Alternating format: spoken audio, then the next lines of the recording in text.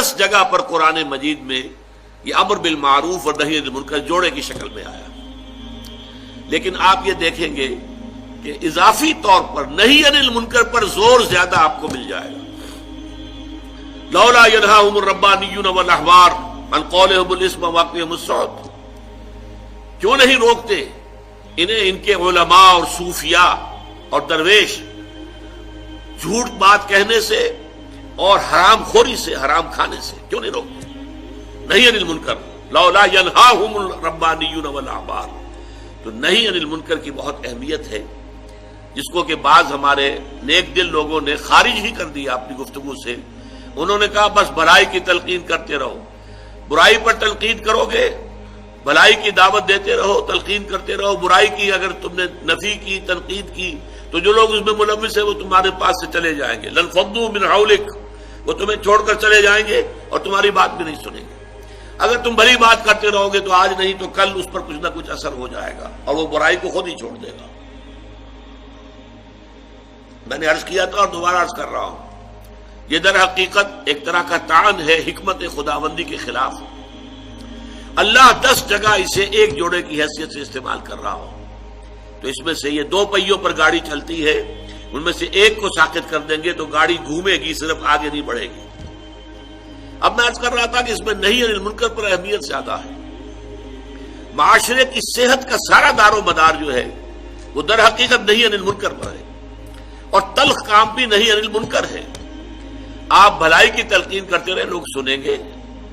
آپ کو ہو سکتا ہے کہ پھولوں کی بوچھاڑ کرے، آپ کو ہار پہنائے، اچھا واز کہا ہے، بہت عمدہ واز کہا ہے، لیکن آپ ذرا ان پر تنقید کیجئے.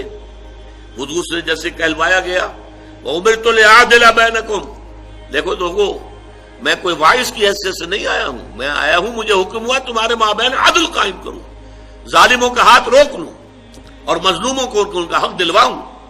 اب یہ بات ظاہر بات ہے ظالموں کو اچھی نہیں لگے گی، اس کے خلاف ریزنمنٹ ہوگی، اس کے خلاف جو ہے مخالفت ہوگی. اس اعتبار سے نہی عن المنکر پہ 2 حدیثیں آپ کو سنا رہا ہوں، اس کے 3 مراتب احادیث میں بیان کیے گئے. دونوں مسلم شریف کی روایات ہیں. ایک کے راوی حضرت ابو سعید خدری رضی اللہ تعالی عنہ ہے. وہ فرماتے سمعت رسول اللہ صلی اللہ علیہ وسلم یقول، میں نے سنا اللہ کے رسول کو یہ فرماتے ہوئے صلی اللہ علیہ وسلم، من رأى منکم منکرا فلیغیرہ بیدہ، جو بھی تم میں سے کسی منکر کو، کسی بدی کو دیکھے، کسی برائی کو دیکھے، اس کا فرض ہے اس کو اپنے ہاتھ سے طاقت سے روک دے، بدل دے.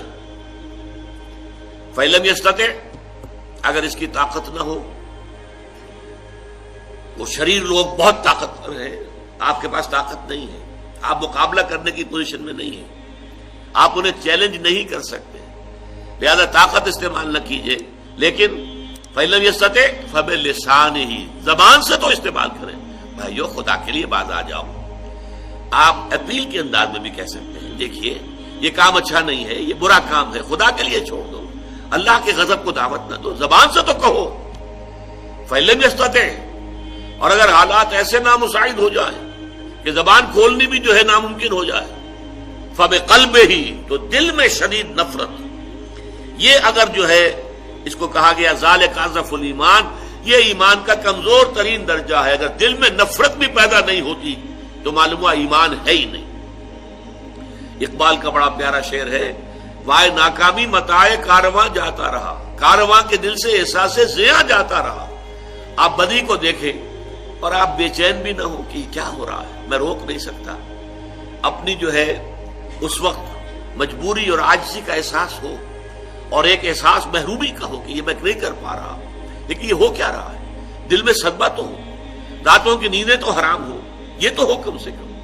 اگر آپ کا کوئی بچہ بیمار ہے، آپ نے ڈاکٹری علاج کرا لیا، حکیمی کرا لیا، اور ٹونے ٹوٹ کے کرا لیا، ٹھیک نہیں ہو رہا، آپ کو معلوم ہے نتھنگ کین بی ڈن، لیکن بچہ اگر درد سے تڑپ رہا ہے تو کیا آپ سو جائیں گے پاؤں پھیلا کر کہ بھائی کچھ نہیں کر سکتا، میں کیا کروں، میں تو سوتا ہوں؟ نہیں، یہ نہیں ہوگا. بچہ اگر تڑپ رہا ہے تو آپ بھی جاگیں گے، کم سے کم یہ تو ہوگا.